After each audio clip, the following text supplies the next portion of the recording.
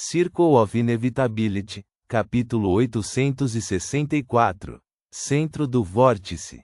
No bairro 14, dentro do Jardim Botânico, havia uma cabana de madeira pertencente ao zelador.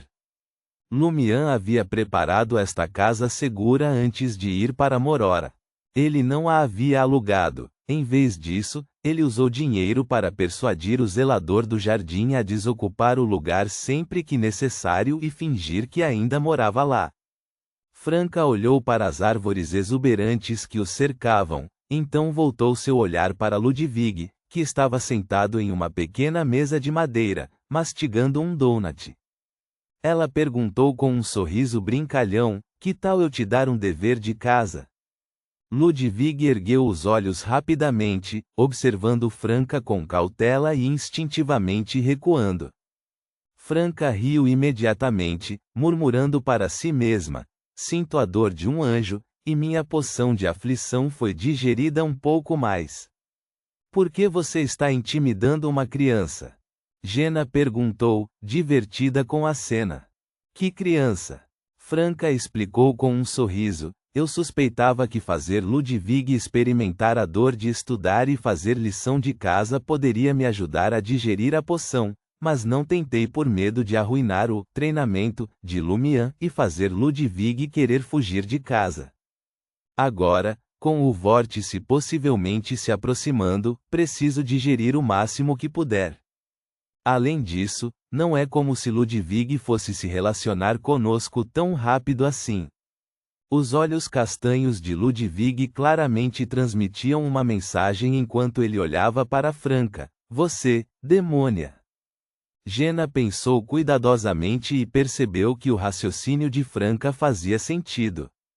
Uma vez que Lumian completasse seu avanço e ela mesma alcançasse o estágio de demônio da aflição, essa poderia ser uma das maneiras de digerir a poção. O olhar de Ludwig oscilou entre Franca e Jenna antes de falar em tom determinado: "Farei o meu melhor para criar um relacionamento com todos vocês."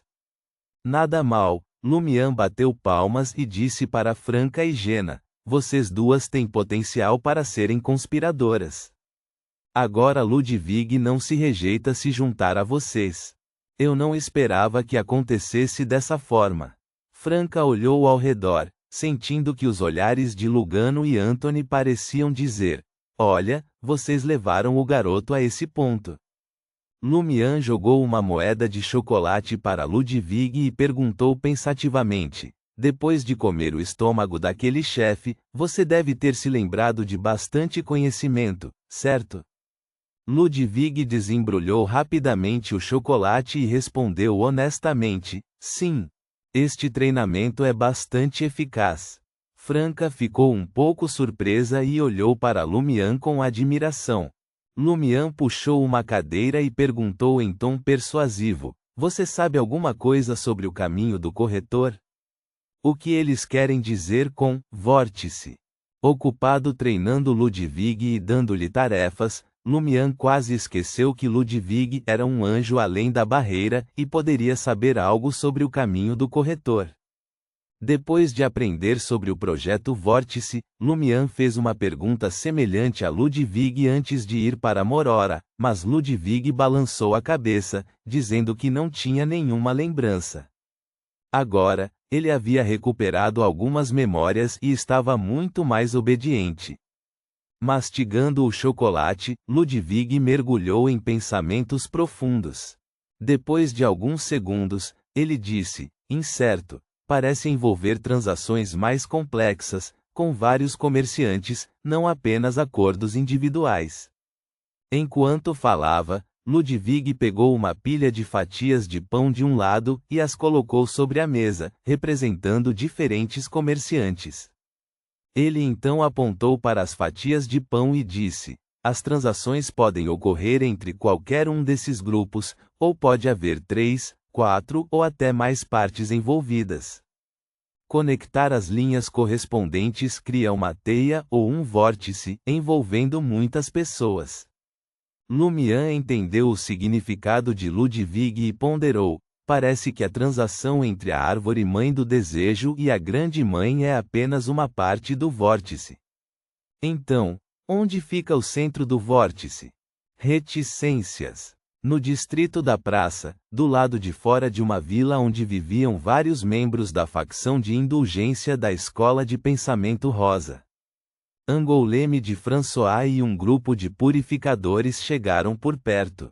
Para esta missão, ele havia pegado emprestado um artefato selado da Inquisição no Distrito Comercial, seu artefato selado de grau 1 preferido, a Espada do Sol, que agora estava incrustada na espinha dorsal de uma criação mecânica humanoide cinza esbranquiçada. Angoulême olhou para o céu, onde nuvens brancas flutuavam e o sol não estava tão intenso. Ele olhou ao redor e disse: Esquadrão A, entre comigo. Esquadrão B, faça uma emboscada subterrânea. Esquadrão C, vá para a porta dos fundos. Após instruir sua equipe, ele abriu os braços ligeiramente e disse: Santa Vieve e Santo Plessis estão nos observando. Certamente seremos vitoriosos. Louvado seja o sol! Louvado seja o sol! Cada purificador respondeu. Assim que os esquadrões estavam em posição, Angoulême, vestindo um casaco de lã marrom, passou da imobilidade ao movimento e avançou em direção à vila, com a criação mecânica humanoide cinza esbranquiçada seguindo de perto. Para esta missão, que poderia envolver um semideus da Escola de Pensamento Rosa, Angoulême não estava muito preocupada. O arcebispo de Traer, Santo Plessis, e o anjo guardião de Traer, Santa Vieve, não estavam apenas observando, mas também estavam por perto, prontos para purificar o mal. O objetivo principal era forçar os membros sangrentos da Escola de Pensamento Rosa a saírem do esconderijo. Se necessário, poderiam destruir a vila inteira, purificando tanto os Beyonders quanto as pessoas comuns que adoravam deuses malignos juntos.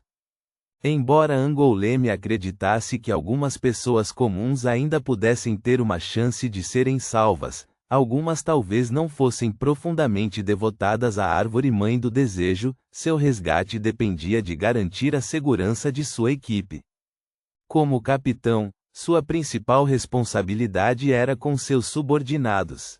Angoulême foi o primeiro a correr pelo jardim e chegar à porta da frente da vila. Nesse momento, ele viu uma névoa branca e fina subindo lá dentro, se contorcendo e virando para formar rostos de agonia que pareciam quase reais nas janelas e paredes de vidro. Angoulême parou e se preparou para invocar a luz da santidade para purificar a névoa. De repente, nas profundezas da fina névoa branca, em um quarto no segundo andar da vila, o luar carmesim começou a brilhar. Rapidamente delineou uma figura rígida, lenta, distorcida e borrada. Por alguma razão, ao ver a figura carmesim, Angoulême e sua equipe sentiram uma sensação de admiração diante de uma beleza suprema. Eles olharam obsessivamente para a figura vermelha que se aproximava lentamente da janela, esquecendo completamente sua missão. Eles ouviram o choro dos bebês em seus ouvidos. Junto com os gritos, veio uma voz sinistra e sem gênero: "Você chegou bem na hora." Reticências. Nas profundezas de uma ilha primitiva, onde as árvores desapareceram de repente. Contando com a ajuda de alguém para contornar a proibição de seu pai, a rainha misteriosa Bernadette viu mais uma vez o mausoléu negro construído na montanha escavada. A maior parte do mausoléu era parte da própria montanha, com alguns vestígios artificiais. Não havia ervas daninhas ou trepadeiras em sua superfície. Ele tinha mais de 100 metros de altura, majestoso e grandioso. Foi aqui que o pai de Bernadette, o antigo imperador do Império Intis, Roselle Gustave, que criou uma era, repousava em descanso eterno. Gravado na superfície do mausoléu estava o Código Civil estabelecido e promulgado por Roselle, juntamente com seus novos costumes sociais e invenções. Em seus últimos anos, Roselle mudou a força do caminho do espreitador de mistérios para o caminho do advogado, tentando se tornar o Sequência Zero, Imperador das Trevas, mas morreu durante o ritual da apoteose. Este foi um resultado intencional porque ele sofreu corrupção severa e oculta após visitar a Lua em seus últimos anos. Ele considerou usar as características do Imperador das Trevas de tumbas eternas e ordem imortal para escapar da corrupção.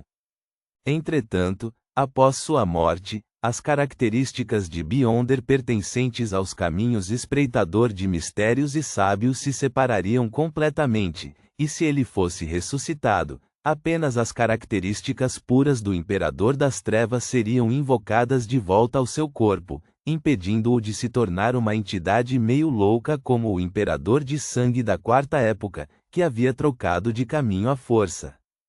Infelizmente, apesar de completar o ritual do Imperador das Trevas e ganhar o posto de Deus verdadeiro, Roselle descobriu que a corrupção oculta não poderia ser expurgada nem mesmo na morte. Continuou se regenerando. Assim, Roselle, nem completamente morto nem verdadeiramente vivo, selou-se para evitar ser completamente alterado pela corrupção. Bernadette já havia visitado o mausoléu do Imperador das Trevas uma vez antes, usando as habilidades de um artefato selado de grau 0, e a ajuda do Senhor Tolo para selar e proteger ainda mais seu pai. Ela veio hoje para usar o método de múltiplas corrupções se entrelaçando para atingir o equilíbrio, esperando libertar seu pai de seu estado atual e reanimá-lo. Depois, ela poderia esperar o Senhor Tolo despertar e realizar o melhor selo na corrupção. Dessa forma, mesmo que não fosse o Senhor Tolo que despertasse, mas sim o celestial digno do céu e da terra, seu pai mal conseguiria se manter por meio de seu próprio equilíbrio. Para isso, ela estava disposta a forçar algumas transações cinzentas. Ela também havia se preparado extensivamente com base em sua previsão para evitar que a situação se deteriorasse. Desta vez, Bernadette não encontrou obstáculos ou ataques como antes e chegou facilmente ao mausoléu de seu pai. Isso confirmou um dos comerciantes que a corretora Perle havia fisgado. E essa troca pode envolver mais de duas partes.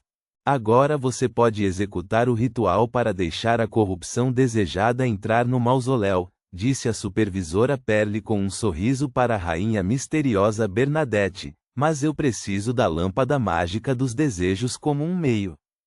005, a lâmpada mágica dos desejos. Bernadette respondeu calmamente. Isso não fazia parte do acordo. Perle suspirou com um sorriso. Isso tornaria o ritual mais simples e eficaz. Mas está tudo bem. O comércio que você facilitou para me trazer aqui agradou meu mestre, e recebi uma nova bênção. Posso tentar completar o ritual sozinha com os itens correspondentes. Enquanto falava, Perle abriu os braços e seu corpo gradualmente se transformou em névoa branca. A névoa se expandiu, girando lentamente para formar um vórtice.